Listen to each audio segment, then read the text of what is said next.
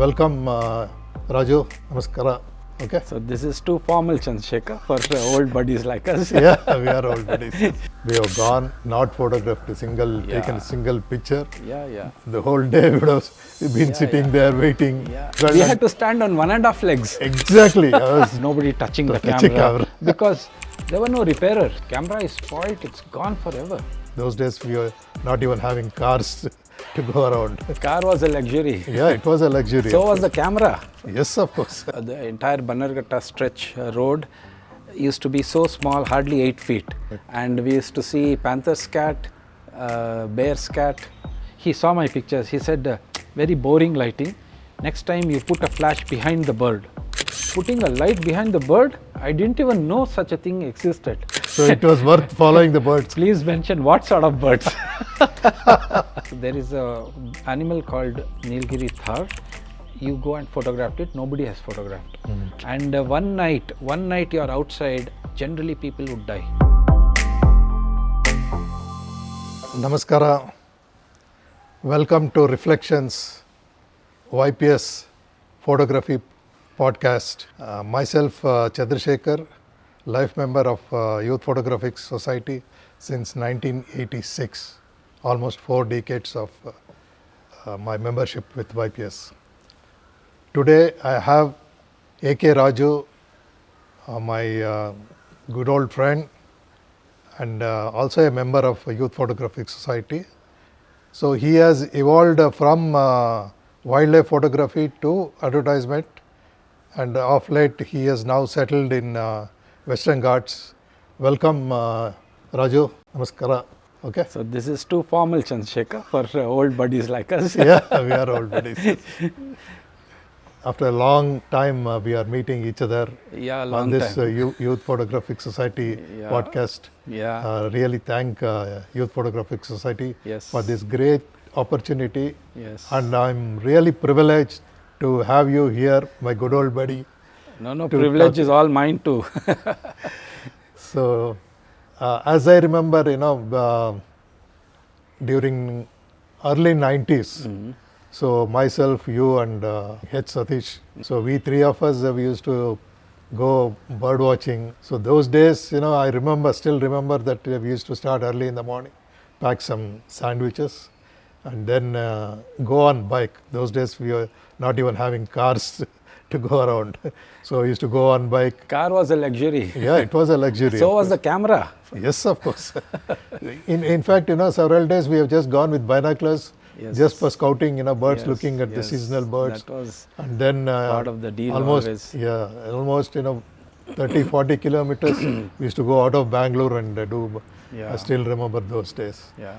Vasantpura, Subramanyapura, that area we used to go. Yeah. So now recently I had been there, but I can see only buildings. It's all cities, all city. Yeah. In fact, early 80s, we just had to go. I clearly remember 15 kilometers from my house, and it was all open scrub. See, Bangalore is basically an open scrub area. Correct. So there used to be no buildings, and the entire Bannerghatta stretch road used to be so small, hardly 8 feet.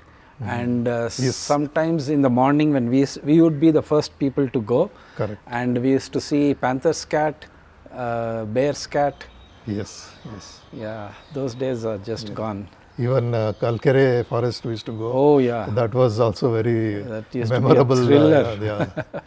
Very exciting, and it was very nice. So how do you feel about present day wildlife photography? Instead of just complaining or comparing, I would just flow with the change. I think whether we want it or not, the entire world is going like that. And if we as old timers stand alone, we are alone. And change is the most constant thing. So we have to constantly keep doing. Otherwise, we'll start getting called old timers, Chandrashekar. Stagnant.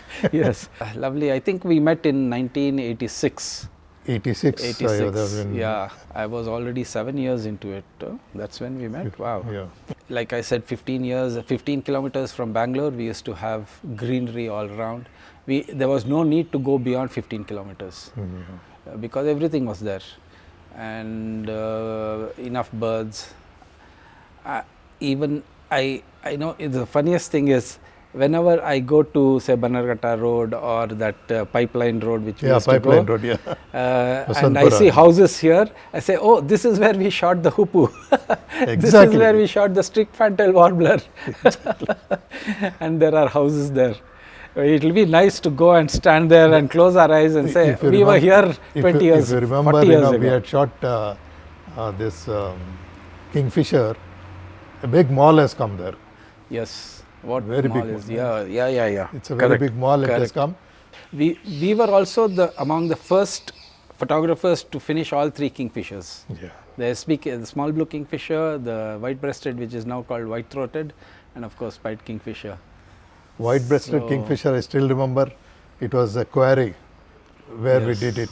Yes. And putting a hide was so difficult. So difficult. So difficult. We had to stand on 1.5 legs. Exactly. I was remembering today morning that we were standing on one stone like this and another next step was 3 feet down.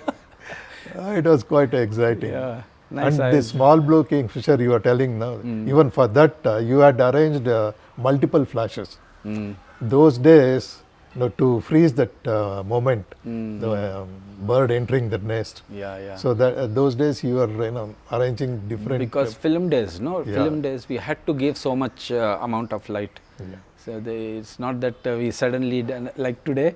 We suddenly increase it to 6,400, do it and come and remove the grains and then publish it. That was never done. If you put 100 ASA film, it's 100 ASA for the next 36 this thing. There is no room for errors. No room for errors, of course. We had to be perfect in our focus, correct, composition, everything. And if you are doing slides, your margin of error is half stop, that side or this side. This side, correct. And you don't see the results immediately. You have to go get it processed and then only see that. And most of the time, by the time you see the results, the bird is already gone. Yes. It's over. Yes, so I think that brought us to the sense of accuracy that we need to maintain. And Raju, if I remember, we didn't have, for multiple flashes, we didn't have slaves. You used to put wires connecting, and you used to keep the those flashes on continuously. Correct. And you had, I think, devised to bring down that speed of this thing, something like that. I remember. Yeah. Frequency was. We used to constantly do things electronically. how to overcome these things.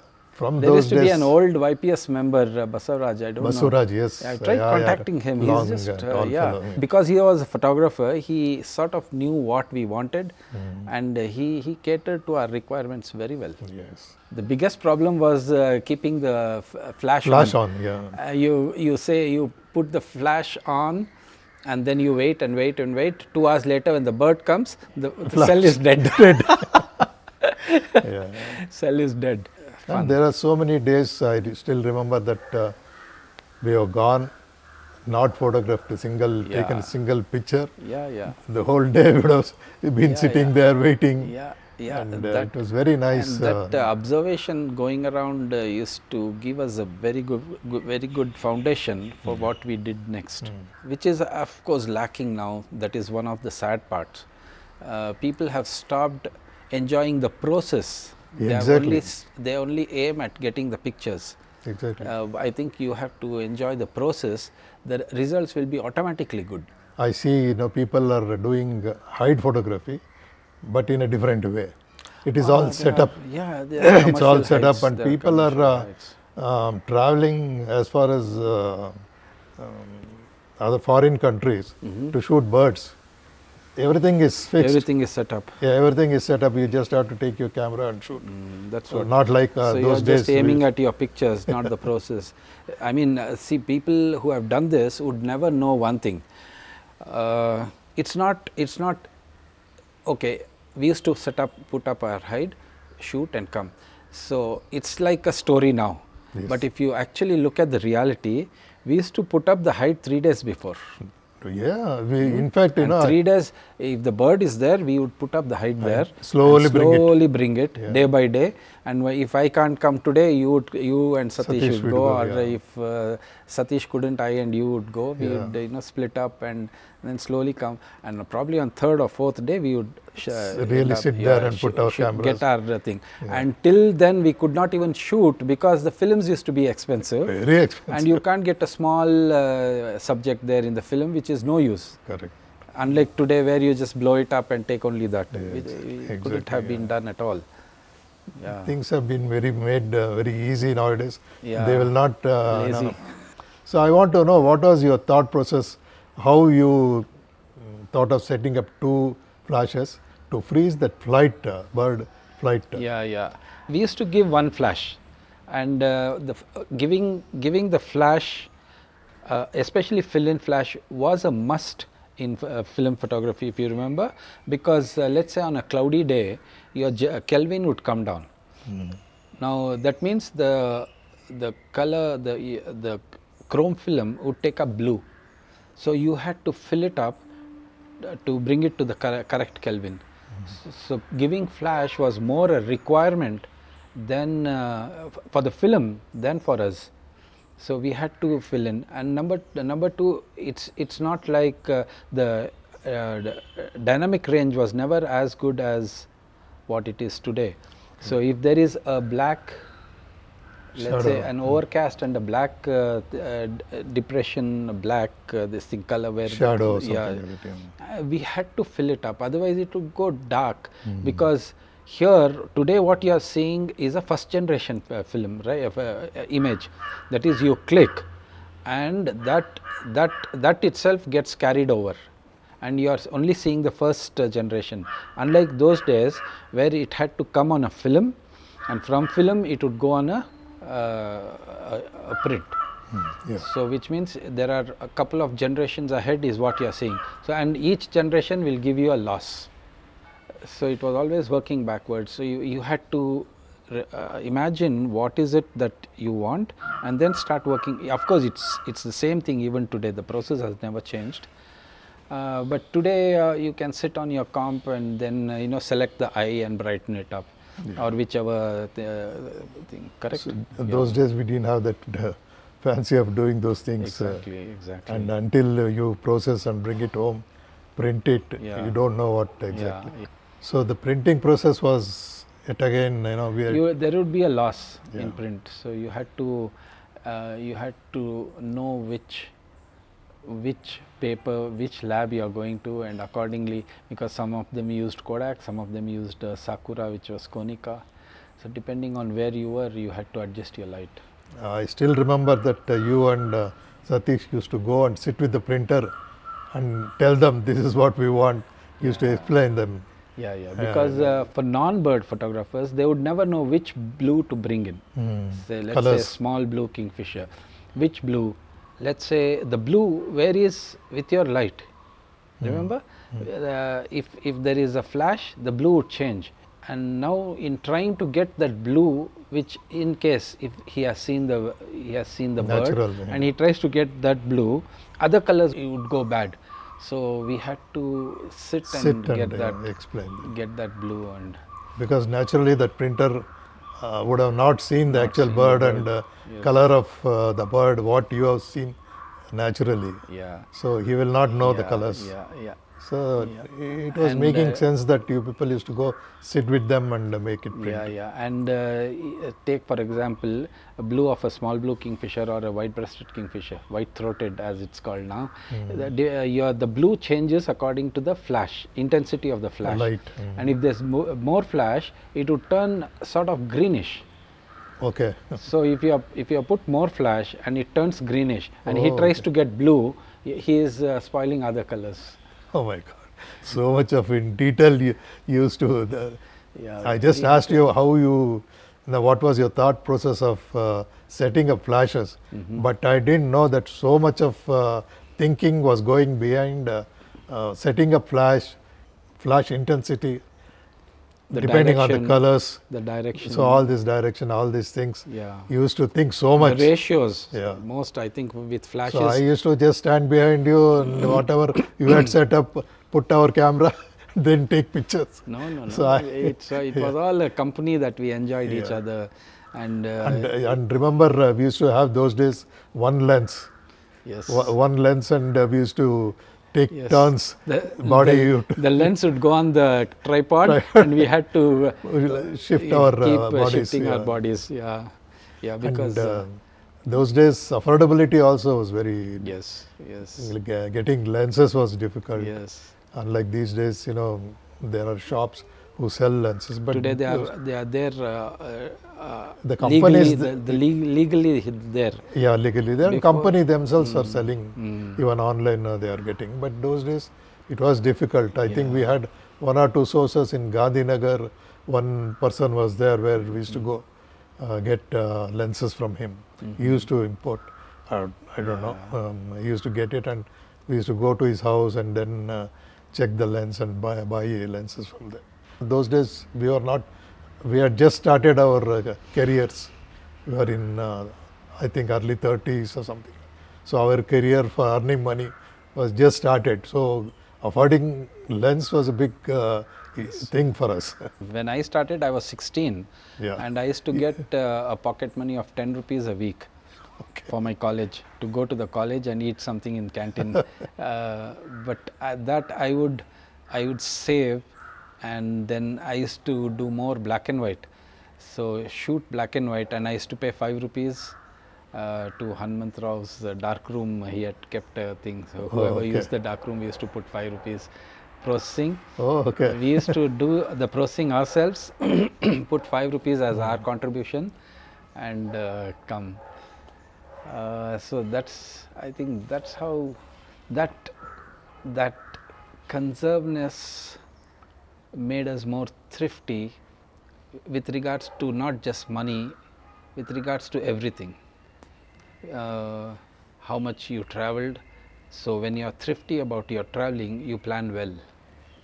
I still remember whenever we were planning to go out, ಎಷ್ಟಪ್ಪ roll ತೊಗೊಂಡೋಗೋದು, ಎಷ್ಟು frame, one roll 36 frames. So we used to be so conservative. 10 rolls for one 38, trip. 38, no? Yeah, 38. We used to squeeze that and get 38. And I still remember even the 38 one roll film, for processing we used to cut half and process it.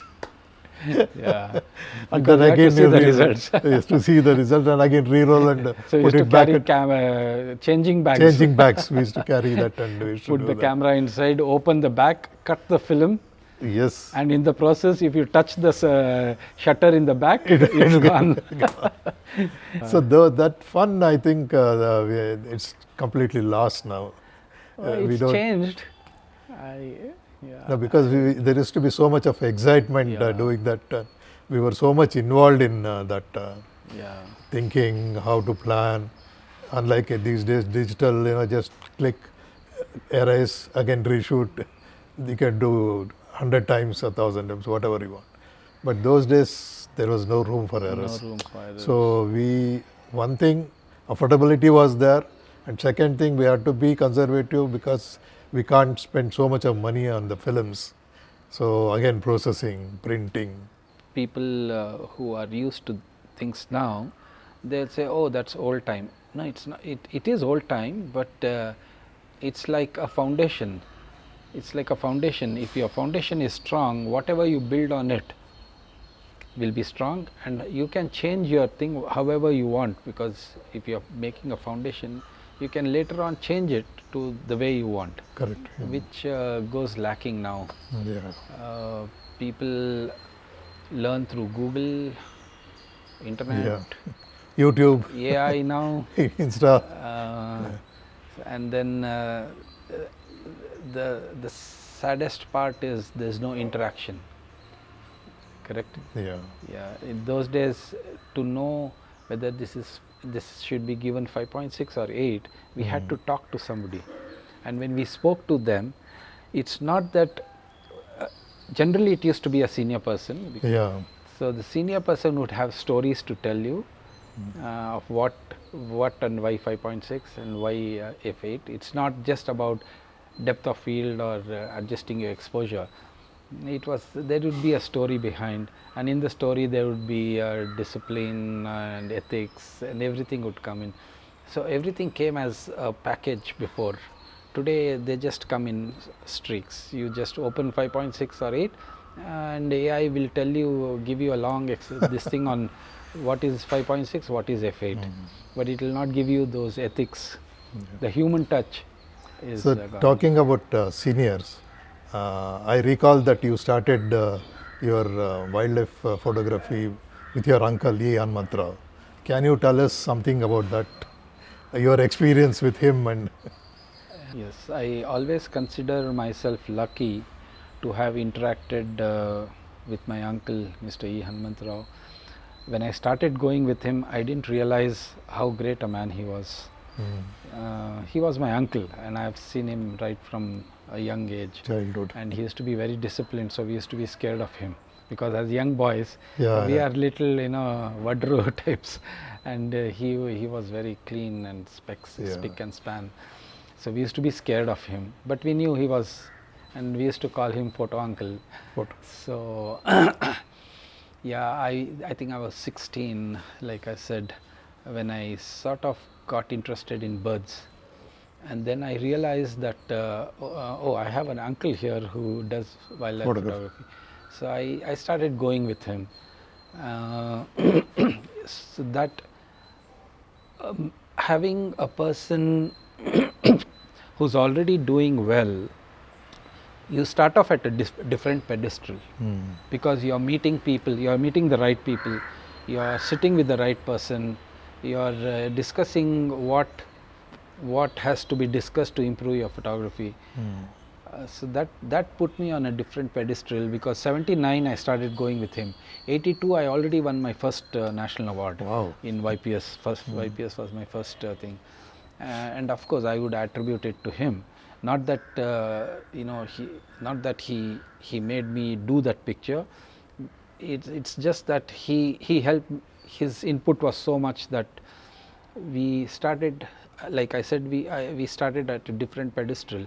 And even birding, we met the right people to learn about birds, what and how to approach birds, or which bird is found where, more important with the birders. So that gave us, on one side, the birding knowledge, and the other side with Hanmantrao gave me photography knowledge. So it started going up at a massive rate, and like I said, 3 years later I was already an award winner in national salons, and I think 84 I won my first international award. That's 5 years from where you started from zero. Okay. And I was 21. So that early starting along with good company, well informed disciplined photographers, well informed disciplined birders, gave me an edge, definitely gave me an edge. And it was I owe it to him, of course. It was never looking back from there, because once it's you generally get put back, because when you are failing and if you are unable to correct yourself, and you don't know where to correct, because those days no internet, nothing, you had to meet the right people.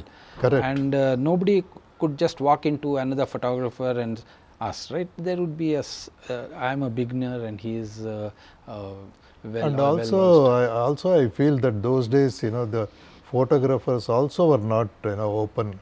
They were not coming out. There was a sense of insecurity. Yeah, before. insecurity. So they were not giving out. Suppose you ask, sir, the bird ellide, ಎಲ್ಲಿ ತೆಗಿಬೋದು ಅಂದ್ರೆ ಗೊತ್ತಿಲ್ಲ, like that. They never used to give the correct this thing. Yeah. So we learnt it in a hard way, doing it ourselves, going.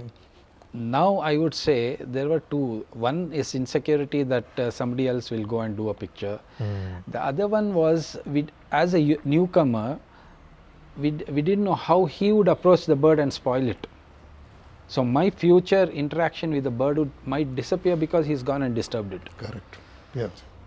So that was also there. That was more predominant, I feel, more than insecurity. No, with no, the not only about photography. bird, this thing, but generally people were not that Forthcoming. liberal They were to not forthcoming, expose yeah, their, yeah.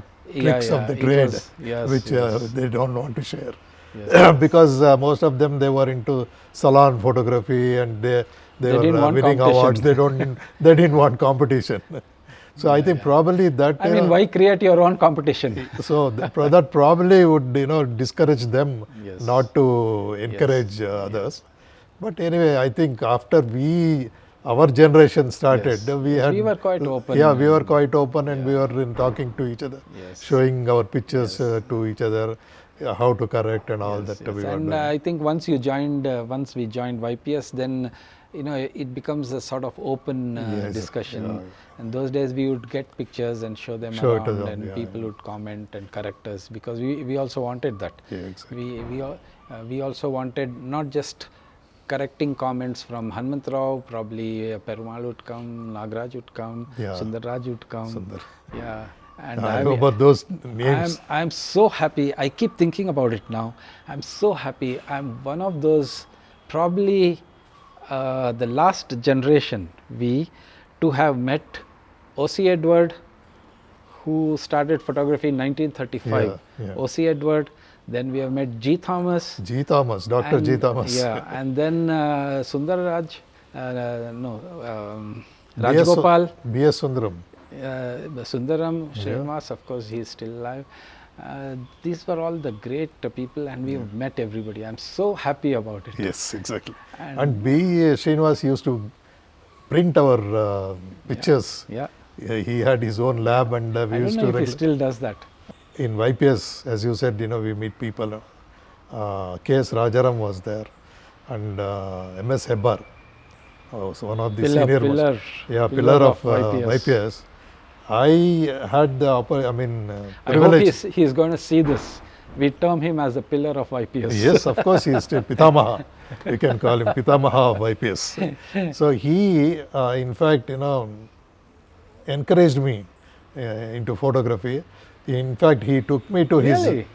he took me to his house.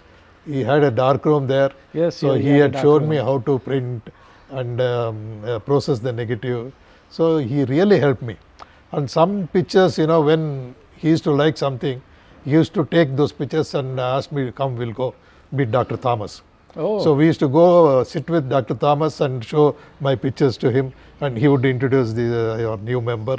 He started. So Thomas used to give comments. He used to be very So encouraging. those days, that excitement, really, it was something different.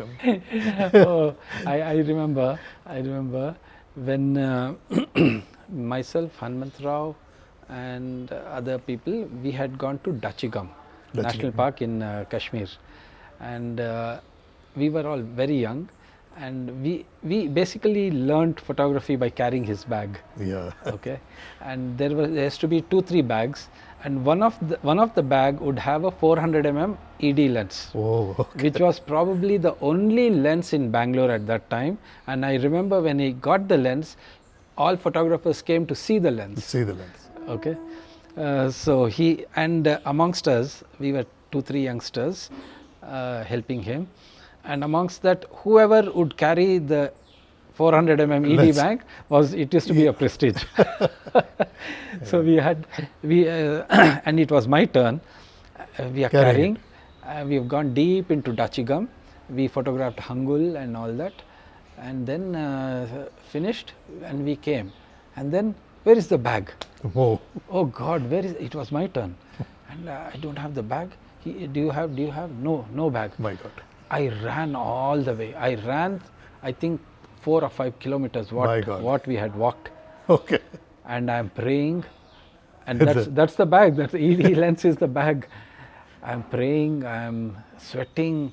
I'm frantic, and I found the bag there. Yeah. My God, what a relief it was! Yeah. I can never forget those moments. Exactly. Yeah, Those are the very moments. disciplined man.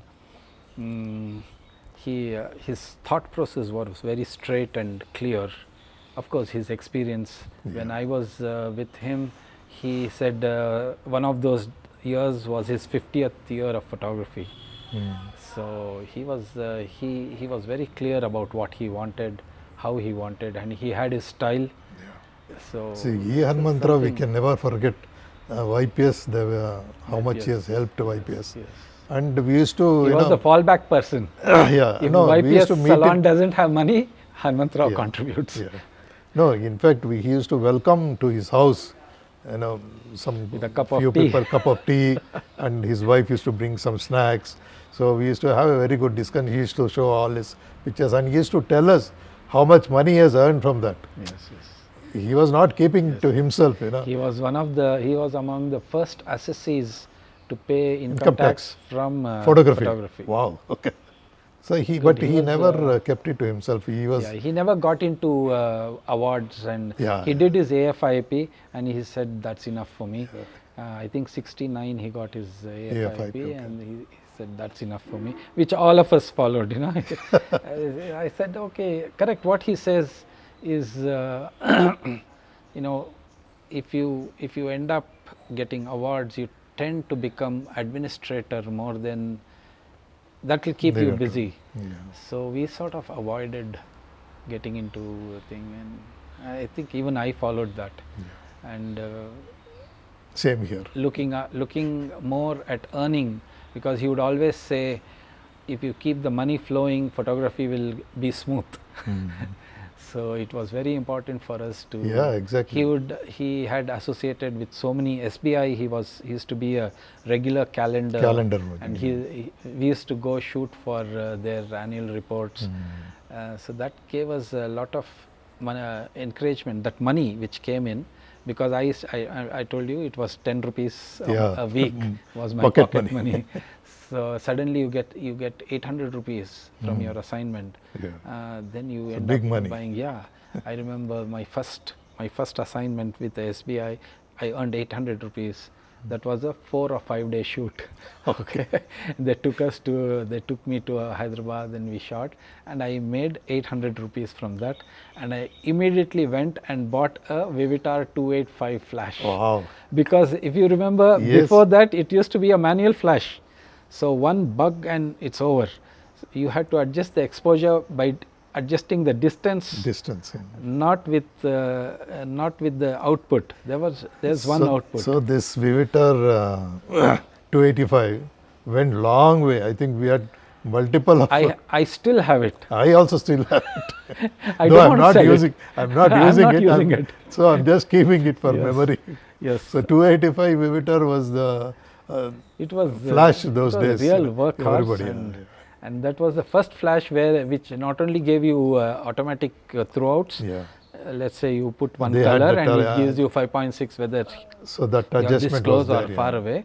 And it also gave us manual this thing at 1/4, half. Exactly. It had a dial behind that. So after that, our sort of photography jumped up like anything. Exactly. I think you used to have one. I used to have one. Satish used to have one. So you see, from 2 flashes it became 3 flashes. Yeah. And that's how we used to put multiple flashes and take pictures. When we started going with Satish, he used to always tell me backlighting, and I never understood, because Hanumantrao never had this backlighting concept. For him it was lit from the front, and that's it. So I never quite understood what was backlighting until I met Sharad Diware from Bombay. He was a portraitist who photographed well-known film people. So when he came and he said put a flash. He saw my pictures. He said very boring lighting. Next time you put a flash behind the bird. I said, what the hell is he talking? Putting a light behind the bird? I didn't even know such a thing existed. Then he said, no, you do this. Be careful of the reflection. You have to keep. I said, yeah, there will be reflection. Said, no, you have to keep it away, close it, and all that. So I sort of got it, and I came back. I remember. Satish and me, and we are sitting, and then I put that backlight. Suddenly the picture, blew out of the thing. I said, "Whoa, what's it?" He said, "Satish, that's what I've been telling you from so many days." I still remember that backlighting thing, we did in Banerghatta. Yes. Bulbul. Wherever it went, it won an award. So that Bulbul pictures even it won award for me. I think that was Satish's first YPS award, and then No, after even some I time, have won awards because of see that light. Yeah. So that backlighting thing really Yeah, worked. from there, so we have to give credit to Satish. Satish, Satish and Sharad Diware who Yeah. put us, and then whole lot of after that, of course, there was that Tony guy who taught me lighting, and So talking about Satish, I remember that myself, you, Satish, we went to Munnar. Yes. And we went to Munnar how? We went by a government bus. A TTD Tamil Nadu bus. Up to Hosur we were standing. We didn't get seat. Really? Yeah, Okay. we were standing and going. Full, all people, how the local buses. With camera bags. With camera bags. We were standing. And at Hosur, some people got down and we got seats. Really? I don't remember this. These some things I can't forget in life. So we went to Munnar, then we went there to shoot Nilgiri Thar. So you and Satish were going, climbing. I midway, I got scared. I was thinking of my wife, my children. I used to walk by the end. So I didn't come full to the top, but you went. I think you won National Geography Award or something like that. With the BBC. BBC award, So BBC, the first Colorama YPS BBC International award. People now should know, nobody had shot Nilgiri Thar at that time. Exactly. The background story is that I have a friend who used to do research in Kerala. He said, look, there is an animal called Nilgiri Thar. You go and photograph it. Nobody has photographed. I said, wow. So and he gave me direction, go to Tata Sti, go to Munnar. Munnar was unknown at that time. Correct. Go to that Ervikulam, and then there is a goat like thing. So we used to trek from the town. Those days there was no auto, taxi like that. We used to trek and go up the hill. You had to get down at the turning and then walk all the way. All the way. We used to trek. And then climb. And I think 3 days we were into it, and on the third day we saw the Nilgiri Thar on the top, and that's how shy they were. Nobody had photographed it except one Clifford Rice who had done some research. He was the only guy who could go close to them. So once we saw it, I think we started, the Josh came in, and then when I came back, I had a broken leg because I had put my foot into one of the pit and everything. And all that comes up after you photograph. When you're going, you forget everything. Good experience. I think from Munnar we went to Periyar also. Yes. I went up and I got lost. I went up and I lost direction, the sense of direction. Coming down. Yes, I don't know. I've been lost many times now, and every time it suffocates you. I remember I got lost. We were going in trekking in Himalayas. We have gone deep inside, and there's a Y. So the group has gone like this. Now I'm there, and I don't know whether I have to take this route or this route. And I'm alone, and it was already about 2-3 o'clock. And I sat there. No GPS those days. You start crying. No GPS those days. No GPS, nothing. No phone also, mobile. We never I remember I went down in tears. I didn't know what to do. Somehow I did the right thing, Chandrashekar. This is something I'll never forget. I didn't know what to do, whether to take this route or this route. Because if you take a wrong route, you're going to end up somewhere else. I just sat there. And that was the wisest thing, unknowingly, I've done till now. Because then they came back looking for me. Had I taken the wrong route, they would have never found me. Correct. And one night you're outside, generally people would die. That's a very common thing. Because it was so cold, you tend to fall asleep and sleep in die. So die in sleep. Sorry, what am I saying? That was an unforgettable. It happened to me again in Narara National Park in Gujarat. There was low tide, and I went deep into the sky, into the sea, and then the sea, the tide started rising, coming up. and I lost sight of the land, and then the water is already here. I have a 600 mm with me. Whoa. And I didn't know which direction to go towards the land. Oh God. I sat there and I started crying. I didn't know what to do. And then again, this just that experience. The birds that were feeding would always take the shore. Okay. They wouldn't go into the sky, into the sea. So I started following the birds, because whenever there is a high tide, they would fly away and sit there and quickly feed. And again, I said, okay, this is the direction I have to go, and I started walking. And at that time, I saw the lighthouse in Narara. So see, there again the birds helped you. Yes. So it was worth following the birds. Please mention what sort of birds. Coming to the new generation, so what you have to tell the people of the new generation? No, you are more experienced. Just be in it. Just be in it. Just no, fall because in what it I see these days, the new generation, they want quick results. Yeah, affordability also. They can buy, the best of the camera, best of the lens, and the next day they want to be wildlife photographers. So you have to give they attend a class. Yeah. 7 days, and 8th day they are photographers. So they call themselves as wildlife photographers. So you have some advice for them? Oh no advice, no advice. Just don't look at shortcuts, because long cut is like a foundation. Build your foundation very, very well. That's the most important thing. That will give you an experience as to how to cater to a different situation each time.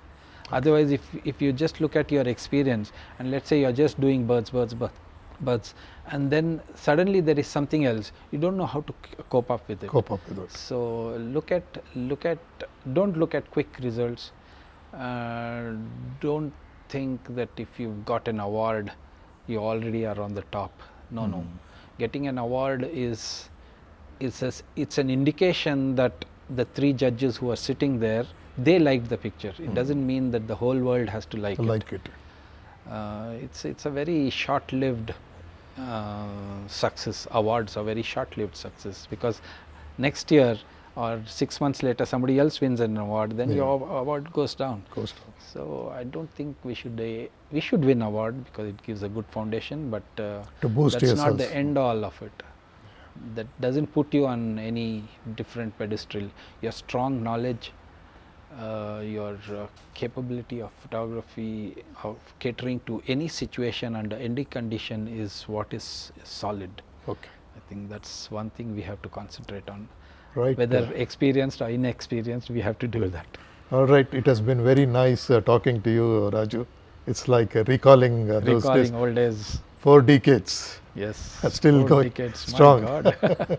My God. Nice talking to you. And thank Youth Photographic Society and the always a pleasure. Team. Yeah, it has YPS is always a pleasure. We owe it so much. Yes, exactly. Thank you. Thank you. Yeah. Namaste. Namaskar.